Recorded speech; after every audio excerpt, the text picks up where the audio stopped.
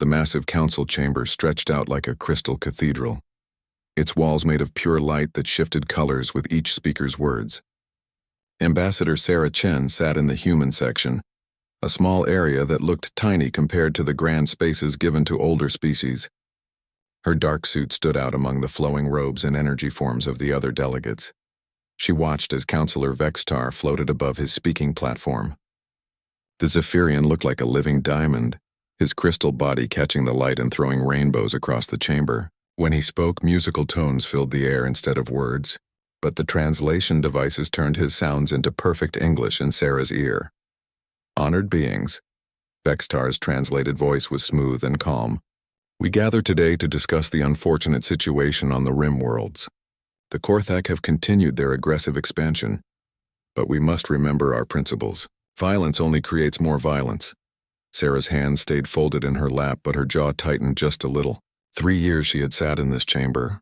3 years of listening to these ancient species talk about peace while colonies burned at the galaxy's edge. To her left, Ambassador Thekmore of the Ethereals shifted like blue smoke in his containment field.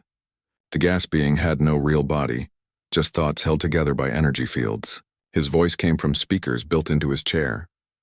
The Zephyrian speaks wisdom, Thekmore said.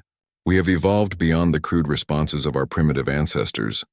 War is a relic of undeveloped minds. Sarah almost smiled at that. If only they knew what humanity had really evolved from. The Nexus representative didn't speak at all. The machine consciousness simply projected data into everyone's minds. Cold numbers about trade routes and colonial populations. To the Nexus, everything was just math to be solved.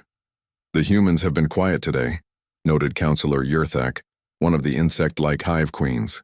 Her forearms gestured toward Sarah's section. What does the young species think of our discussion? Sarah stood slowly, feeling all eyes turned to her. Around the chamber, beings who had lived for thousands of years watched the representative of a species they saw as barely civilized children.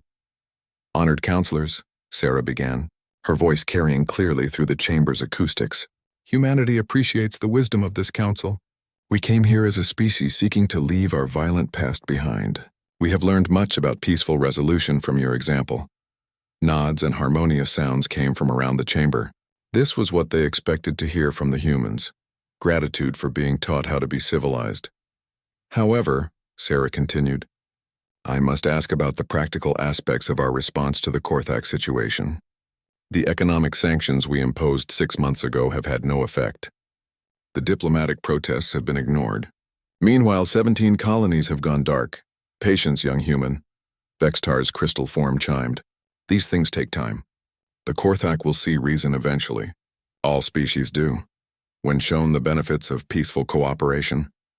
Sarah's fingers twitched slightly. She had spent 3 years hiding her reactions, learning to speak in the soft, measured tones that these species preferred. 3 years of pretending that humanity had simply grown out of conflict like a child grows out of toys. Of course, Counselor, she said, but what of the civilians on those worlds? Do we have any word on their fate? An uncomfortable silence filled the chamber. The truth was that no one wanted to think too hard about what happened to the colonists. It was easier to focus on long-term diplomatic solutions than immediate human suffering. The Korthak are primitive, admitted Thekmore. They may not understand proper treatment of prisoners, but sending military forces would only escalate the situation. Sarah nodded as if she agreed, but inside she felt something cold and sharp. The translation devices had cleaned up Thekmore's words, but she had learned enough alien languages to catch what he really said. The ethereal had used a word that meant something like acceptable losses. Perhaps we could send a stronger diplomatic message, suggested another counselor. Make it clear that the galactic community disapproves of their actions? More nods around the chamber. Sarah noticed that none of the speakers mentioned the specific details they all knew about the Korthak, how they used living beings as raw materials for their bioweapons, how they turned captured children into living bombs, how they wore the bones of their victims as decorations. The discussion continued for hours as it had for months. Each speaker tried to sound wiser and more peaceful than the last. They talked about the long view and evolutionary necessity and maintaining moral authority. Sarah listened and smiled and nodded in all the right places. She had become very good at this performance over the past 3 years. When she first arrived, she had been more direct, more aggressive in her suggestions. The other species had gently corrected her, explaining that such thinking was primitive, outdated. So she had learned to hide her true thoughts behind diplomatic language. She had studied how each species preferred to communicate, what words would make them comfortable, what tone would keep them from seeing her as a threat. It had not been easy. Humans were not naturally patient when watching innocent people die, but the Council had made it clear that humanity's continued membership depended on proving they had truly evolved beyond their violent instincts. As the session wound down, the counselors began discussing their next steps, more economic measures, perhaps a formal letter of disapproval, maybe even a fact-finding mission to gather more information about Korthak intentions. Sarah stood again when recognized. "Humanity supports whatever course the Council decides," she said. "We trust in your collective wisdom." "Excellent," Vextar chimed. "The young species continues to show remarkable growth. Your people should be proud of how far they have come from their earlier methods." The crystal being was referring to humanity's history, of course. The wars, the weapons, the bloody centuries before they reached for the stars. All the counselors knew the stories. How humans had covered their homeworld with the bones of their enemies. How they had turned killing into an art form. How they had nearly destroyed themselves with their own violence. But that was the past, everyone agreed. Humanity had grown beyond such primitive responses. They had learned to channel their energies into peaceful pursuits. They had become civilized. Sarah smiled and accepted the compliment gracefully. Around her, the ancient species of the galaxy felt satisfied that they had successfully tamed another violent young race, guided them toward enlightenment. As the session ended and beings began to file out of the chamber, Sarah remained in her seat for a moment. She looked up at the shifting lights in the ceiling and thought about her daughter back on Earth. Emma was 7 years old now, attending school on a peaceful world where the greatest danger was scraped knees on the playground. Sarah had come to this council to ensure that her daughter could grow up in a galaxy where disputes were settled with words instead of weapons. She genuinely wanted peace, truly believed in the ideals the council represented. But as she finally stood to leave, Sarah Chen allowed herself one small private thought that she would never share with her colleagues. Sometimes, she wondered if the council had forgotten that choosing peace and being incapable of war were two very different things. The emergency session began before dawn council time. Sarah had been pulled from her quarters by urgent chimes that hadn't sounded in over a century. As she hurried through the crystalline corridors toward the chamber, she passed other delegates moving with unusual speed. Even the normally calm ethereals seemed agitated, their gas forms swirling faster than usual. Inside the chamber, the great display screen dominated the center space. Sarah took her seat just as Vextar activated the projection. The image that appeared made several counselors gasp in their various ways. It was a live transmission from New Geneva Colony. The settlement had been home to 30,000 people just yesterday. Humans, yes, but also Zephyrian artists, ethereal researchers, and even a small Nexus computational center.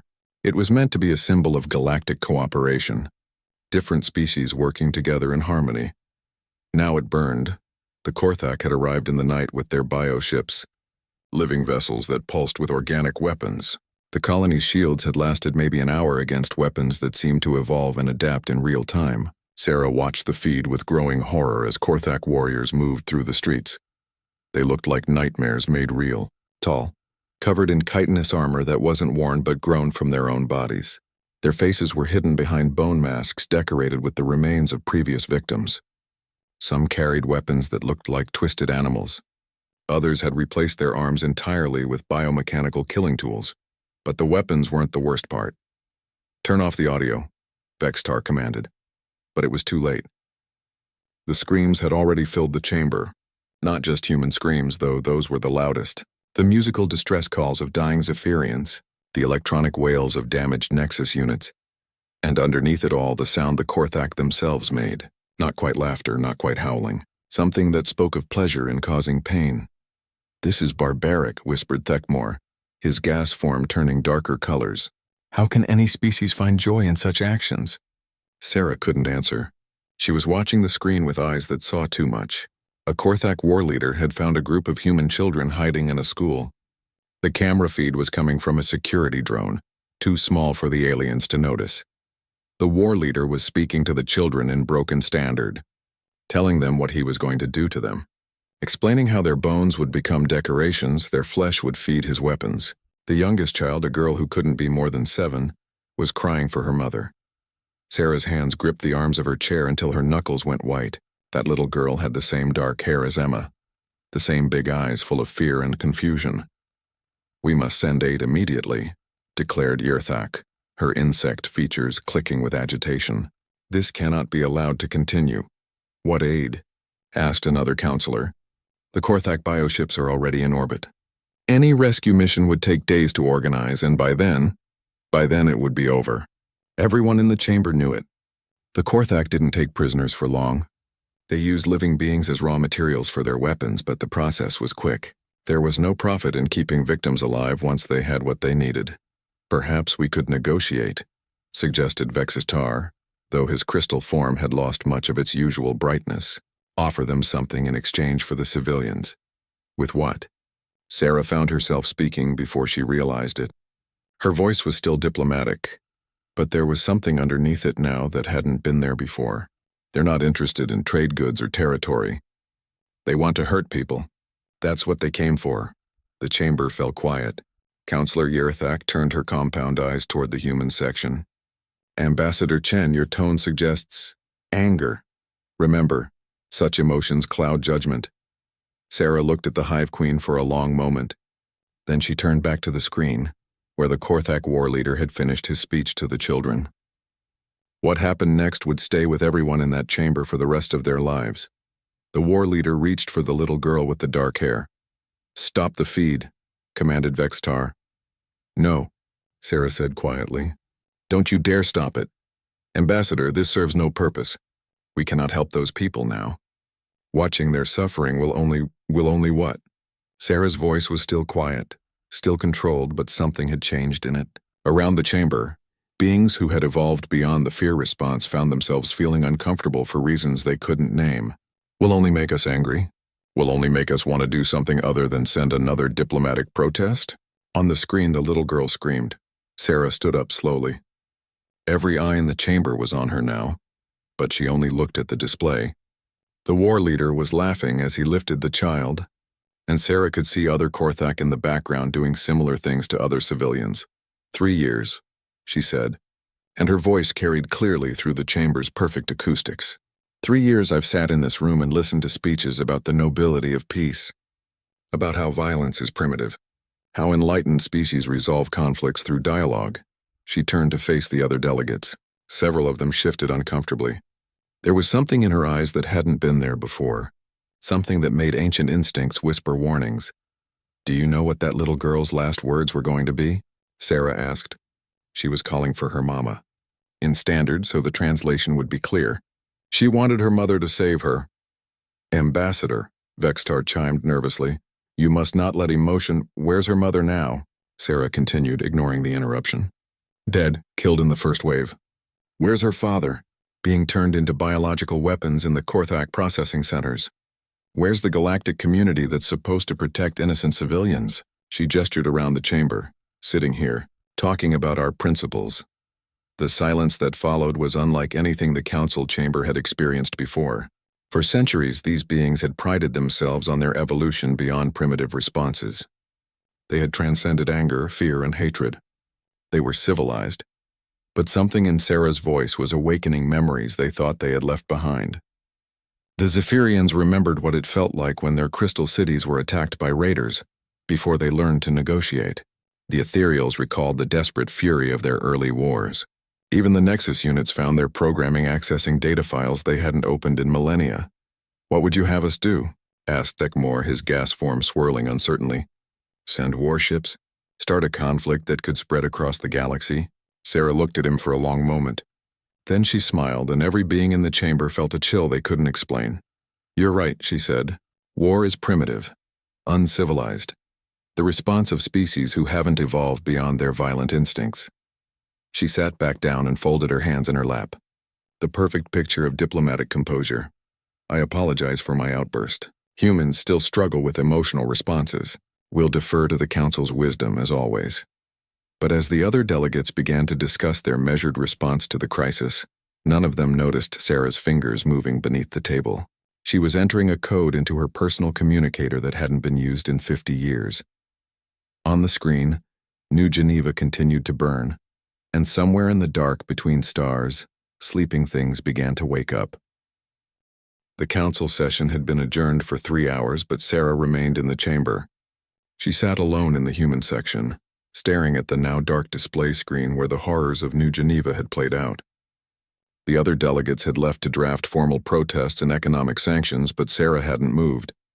Her communicator buzzed softly. 3 short pulses, then 2 long ones. The response code she had been waiting for. Confirmation received, she whispered to herself. Authorization Omega-7 is active.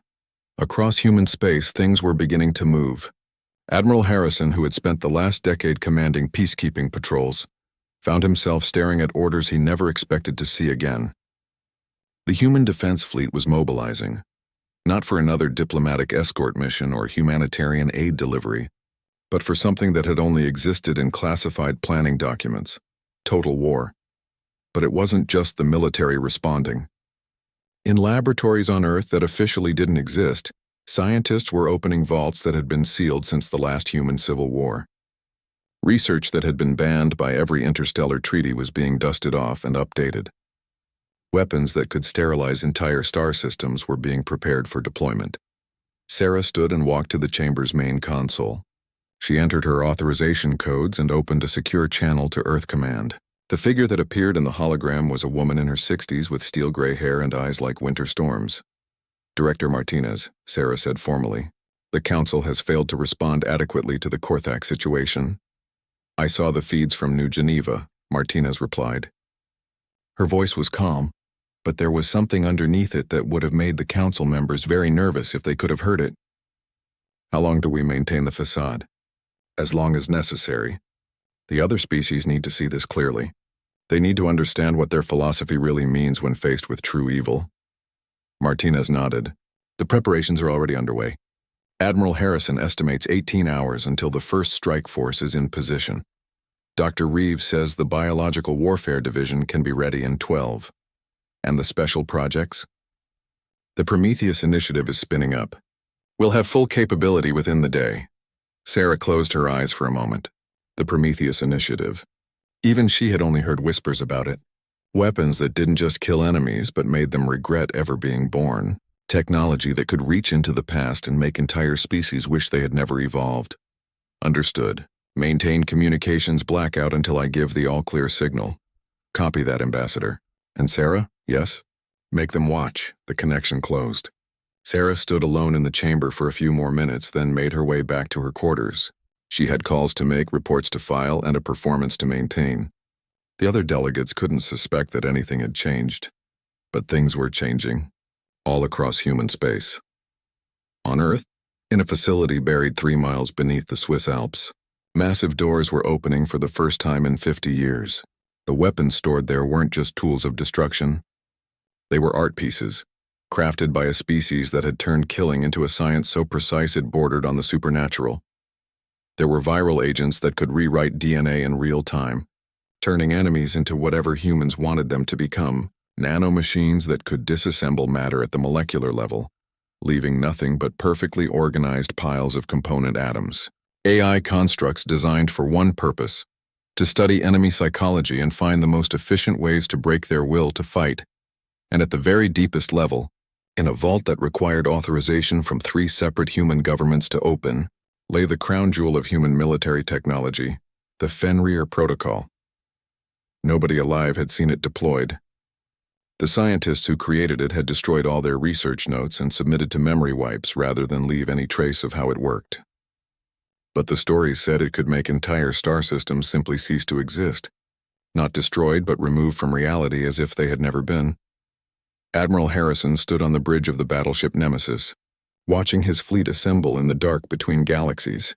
Ships that had been disguised as cargo haulers and scientific vessels were dropping their false exteriors, revealing weapon systems that made Korthak biotechnology look like stone axes. Admiral, his communications officer reported, we're receiving similar confirmations from all human fleets. Operation Midnight is green across the board, Harrison nodded. He had helped design Operation Midnight 20 years ago, back when it was just a theoretical exercise. The plan for what humans would do if diplomacy truly failed and they needed to remind the galaxy what they were capable of. Signal all ships, he ordered. Silent running protocols. No communications, no active scans. We're ghosts until the ambassador gives us the word. Throughout the fleet, 30,000 of humanity's finest soldiers prepared for battle. But these weren't the soldiers the galaxy knew about. These were the ones who had been training in secret, studying every known alien species, learning their weaknesses and fears. They weren't just planning to defeat the Korthak. They were planning to do it in a way that would serve as a lesson to anyone else who might be watching. Dr. Sarah Reeves stood in her laboratory, looking at samples of Korthak biological material captured from previous raids. Around her, her team worked with quiet efficiency, preparing countermeasures for every known Korthak weapon. The bioships use a symbiotic relationship with their pilots, she explained to her assistant. If we can disrupt that connection, the ships die and the pilots go insane, her assistant finished. Elegant. Elegance is important, Dr. Reeves agreed. We're not just fighting a war, we're giving a demonstration. Every shot fired, every weapon deployed, every tactical decision sends a message to the rest of the galaxy. She turned to look at a sealed container on her desk. Inside was a single virus so small it was invisible even under their strongest microscopes. But that virus could rewrite the genetic code of any biological organism it encountered, turning Korthak bioweapons against their own creators. What message do we want to send? Her assistant asked. Dr. Reeves smiled, and her assistant suddenly understood why other species were afraid of humans. That we chose to be civilized, she said, and we can choose otherwise. Back in the council chamber, the emergency session was resuming. Delegates filed in with their reports and recommendations. Vextar had prepared a strongly worded diplomatic protest. Thekmore had calculated the economic impact of expanded sanctions. The Nexus had run probability matrices on various peaceful solutions. Ambassador Chen took her seat quietly, looking for all the world like a diplomat dealing with a difficult but solvable problem. None of the other delegates noticed that her hands weren't shaking anymore. None of them saw the predatory stillness that had replaced her earlier agitation. Honored delegates, Vextar announced, we have crafted a comprehensive response to the Korthak aggression. Economic pressures, diplomatic isolation, and a formal condemnation from this council should convince them to cease their hostile activities. Murmurs of approval around the chamber. Sarah stood when recognized. Humanity supports the council's measured response, she said, her voice perfectly diplomatic. However, I would like to request permission to send a small humanitarian mission to assess the situation in Korthak space. Purely for rescue operations, of course. Of course, Vextar chimed, though I fear there may be few survivors to rescue at this point. You may be surprised, Sarah replied quietly. Humans can be very resourceful when properly motivated. As the session continued, none of the other delegates noticed the subtle changes in their human colleague. They didn't see the way her eyes tracked movement like a predator watching prey. They didn't recognize the controlled stillness that spoke of violence barely held in check.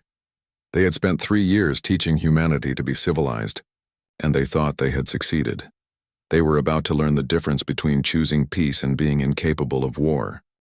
The first sign something had changed came 18 hours after the council session ended. The Korthak bioship attacking the mining station at Kepler 442 simply stopped moving. Its living hull continued to pulse with alien life, but the ship hung motionless in space like a giant dead fish. Inside the bioship, War Leader Thek's car felt something he had never experienced before. Fear. Not the brief concern that came from facing a worthy opponent, but deep, primal terror that reached into his bones and whispered that something vast and hungry was watching him from the dark. His ship's biosensors detected nothing. The space around them was empty, just vacuum and distant stars. But every instinct his species had developed over millions of years of evolution was screaming that they were being hunted. Then the lights went out. Not just the ship's bioluminescent lighting, but everything electrical. The backup organic systems failed next, leaving the Korthak warriors in complete darkness. In that darkness, they heard something that shouldn't have been possible. Footsteps. Human footsteps, moving through their ship as if the sealed corridors and living barriers meant nothing. Impossible, Dexcar growled to his warriors. No species can breach our bioships. The hull is alive, it would reject any foreign organisms. But even as he spoke, he could hear his warriors dying. Not the quick, clean deaths of battle, but something else. Something that suggested their killers were taking their time, learning as they went. A light appeared in the corridor ahead. Not the warm glow of Korthak bioluminescence, but the cold white glare of human technology. In that light, Thexcar saw something that would haunt his nightmares for the rest of his very short life. Humans. But not the soft, diplomatic humans the galaxy knew about. These wore armor that seemed to absorb light, making them look like living shadows. Their faces were hidden behind masks that turned their eyes into glowing points of cold fire. They moved with perfect silence, every step calculated for maximum efficiency. "You're the ones who like to hurt children," the lead human said. Her voice came through a translator, but even the mechanical tones couldn't hide the terrible calm underneath. "We've been watching your kind for some time. Studying you." Thexcar raised his bone weapon, a living creature that could fire projectiles with enough force to punch through starship armor. The human tilted her head slightly, studying him like a scientist examining an interesting specimen. "Go ahead," she said. "Try it," Thexcar fired. The bioweapon's projectile shot toward the human at hypersonic speed. Impossible to dodge or deflect. It should have torn her in half. Instead, the projectile simply vanished 3 feet from her body, dissolved by nanomachines so small they were invisible to the naked eye. "Fascinating," the human said, making notes on a device attached to her wrist. "Biomechanical acceleration using muscular pressure systems. Crude, but effective against most targets." She looked up at Thexcar. "Unfortunately for you, we stopped being most targets about 2,000 years ago." What happened next would have horrified the council members if they could have seen it. The humans didn't just kill the Korthak warriors. They studied them, taking samples, running experiments, learning everything they could about Korthak biology and psychology. They discovered that Korthak bioweapons were controlled through neural implants. Within an hour, they had created viruses that could turn those implants against their hosts. They learned that Korthak armor grew from their own bodies, and developed acids that could dissolve it while leaving the wearer alive to experience every moment. But the true horror was in the precision of it all. Every action was calculated. Every weapon deployment was designed not just to kill, but to teach. The humans were collecting data, building a comprehensive understanding of how to most efficiently destroy the Korthak as a species. "Please," Thexcar begged, as the human scientists prepared another test. "We surrender. We will leave this space, never return." The lead human paused in her work. "Surrender?" She seemed genuinely puzzled. "But you haven't even seen our real weapons yet. This is just reconnaissance." She gestured to her team. "These are researchers, not soldiers. We wanted to understand your capabilities before the actual military arrived." Thexcar felt his heart stop beating for a moment. These aren't your warriors?" "Warriors." The human laughed, and the sound was worse than any scream. "No, we stopped using warriors centuries ago. Too inefficient. We use artists now." She showed him her device's display. On it were detailed schematics of Korthak biology, psychology profiles, and something that made his mind recoil in terror. Improvement suggestions. "You see," she explained conversationally, "your species has potential. The bioweapon integration is clever. The fear-based psychology is interesting. But you're so primitive in your approach. Random violence, inefficient killing methods, no long-term planning." She made another note. "We can fix that." Across Korthak space, similar scenes played out on dozens of worlds. Human teams appeared without warning, moving through Korthak defenses like they weren't there. But they weren't launching a conventional attack. They were conducting research. Every Korthak bioweapon was captured and improved. Every tactical system was analyzed and countered. Every psychological weakness was cataloged and exploited. The humans fought like they were writing an instruction manual on how to exterminate the Korthak species. On the Korthak homeworld, High War Leader Gorthak received reports that made no sense. Entire fleets were being captured intact, their crews found days later with their minds broken, babbling about humans who fought like living nightmares. Worlds were being invaded by forces that left no trace of their passage, except for the complete psychological destruction of every Korthak defender. "How many ships have they sent?" Gorthak demanded of his intelligence officers. We don't know, High Leader. Our sensors detect no human fleets, no massive troop movements, but our forces are being systematically dismantled. Gorthak stared at the tactical display. Red marks showed where Gorthak positions had gone silent. The pattern made no sense. The attack seemed random, but there was something underneath, some logic he couldn't grasp. Then he realized what he was looking at. The red marks formed letters in standard script, human letters spelling out a message across the stars themselves. We know where you live. In the council chamber, emergency sessions had been called for 3 days straight. The delegates sat in stunned silence as reports poured in from across the galaxy. The Gorthak, the species that had terrorized peaceful worlds for decades, were being systematically destroyed by an enemy they couldn't see or understand. The humans sent a humanitarian mission. Vextar repeated for the 10th time. A small rescue operation to help survivors. Yes, Ambassador Chen confirmed, her voice perfectly calm. A few ships to assess the situation and provide aid where possible. But the reports suggest massive military action. Entire Gorthak fleets destroyed, their homeworld under siege. Sarah tilted her head slightly. I'm not sure what reports you're referring to, Counselor. Our rescue teams have encountered some resistance, but nothing they couldn't handle with standard defensive measures. Standard defensive measures. The phrase would become infamous in galactic history. Ambassador. Thekmore's gas form swirled nervously. The Gorthak are claiming that human forces are using illegal biological weapons. Neural viruses, nanomachine swarms. Those are serious accusations, Sarah replied. I hope the Gorthak have evidence to support such claims. Of course, given their own use of biological warfare against civilians, their credibility might be somewhat questionable. She stood and smoothed her diplomatic robes. If there's nothing else, I should return to coordinating our humanitarian efforts. There are still survivors to rescue after all. As she left the chamber, none of the other delegates noticed the small smile that played at the corners of her mouth.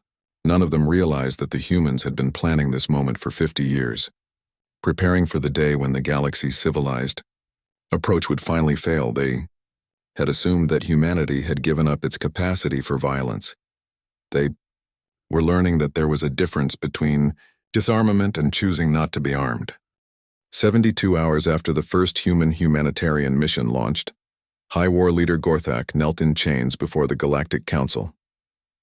The being who had once worn the bones of children as trophies now shook uncontrollably, his eyes darting around the chamber as if expecting attack from the shadows. The Gorthak Empire was gone. Not destroyed in the traditional sense. That would have been wasteful. Every world, every ship, every weapon had been systematically captured and repurposed. The Gorthak themselves had been tagged with biomarkers that would track them across the galaxy for the rest of their lives. They were no longer a species. They were a warning. Ambassador Chen stood at her usual place, looking for all the world like she was attending a routine diplomatic function. Her hands were folded calmly in front of her, her expression pleasant and professional. Nothing in her demeanor suggested that she represented the species that had just redefined the galaxy's understanding of warfare.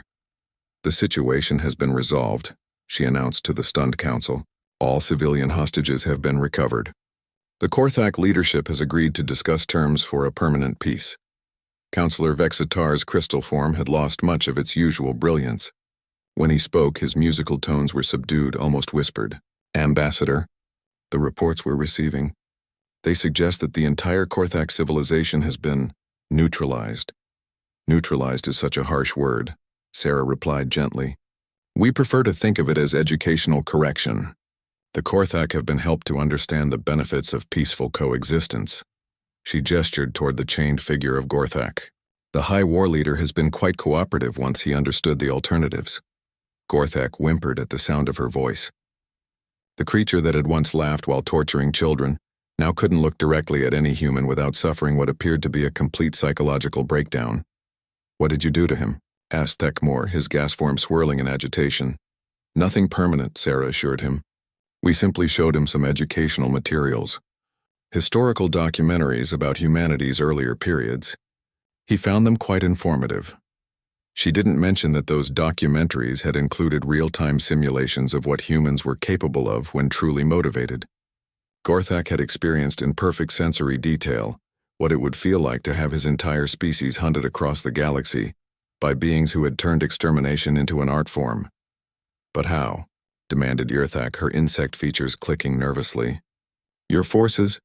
We detected no massive fleets, no planetary bombardments. How did you accomplish such complete victory so quickly? Sarah smiled, and several council members involuntarily stepped back from their viewing platforms. You've misunderstood something fundamental about my species, she said. You've spent 3 years trying to teach us to be civilized, thinking that meant we had forgotten how to fight. But we never forgot. We just got better at it.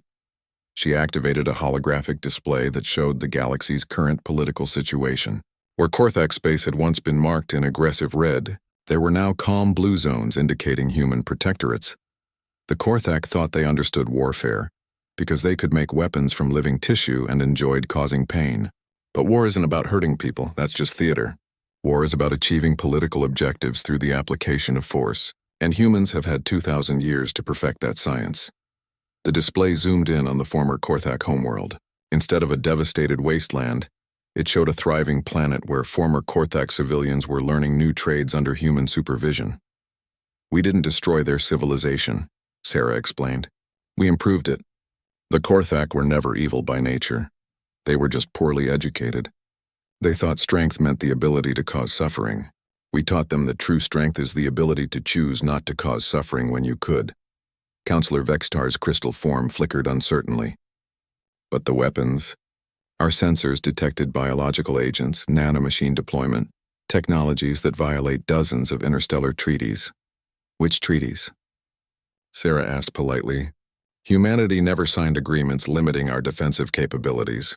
We agreed to pursue peaceful solutions to conflicts, which we did. We exhausted every diplomatic option before resorting to educational measures.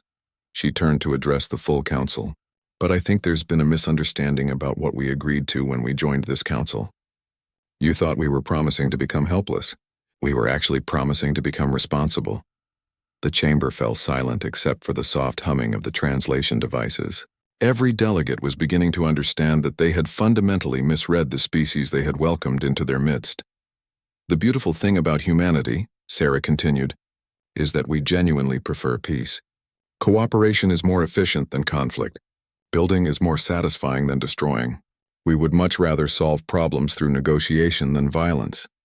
She looked directly at Korthak, who flinched as if struck, but we are very, very good at the alternative when it becomes necessary. Deckmore's gas form shifted nervously.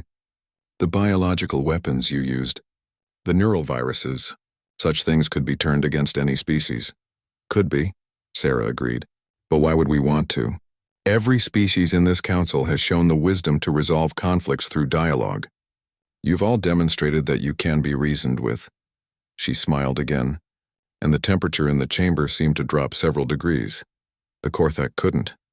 She activated another display showing detailed analyses of every major galactic species, biological vulnerabilities, psychological profiles, tactical assessments, information gathered over 3 years of careful observation. During our time on this council, we've learned a great deal about each of your civilizations, your strengths, your capabilities, your preferences. We've studied how you think, how you fight when pressed, how you respond to various stimuli. The delegates stared at the display in growing horror. It was a complete military intelligence assessment of every council species, detailed enough to plan the conquest of the entire galaxy. This information will, of course, remain classified, Sarah assured them. We gathered it purely for defensive purposes, to understand our neighbors and allies, to know how best to protect the peace we all value so highly.